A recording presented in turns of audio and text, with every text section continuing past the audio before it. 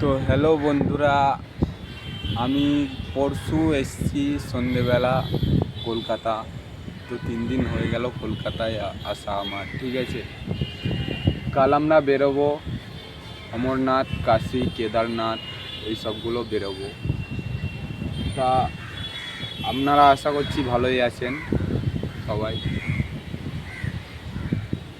দেখতেই পাচ্ছেন সামনে হাওড়ার ব্রিজ, ওই যে দূরে দেখা যাচ্ছে। এই যে গঙ্গা কাছেই,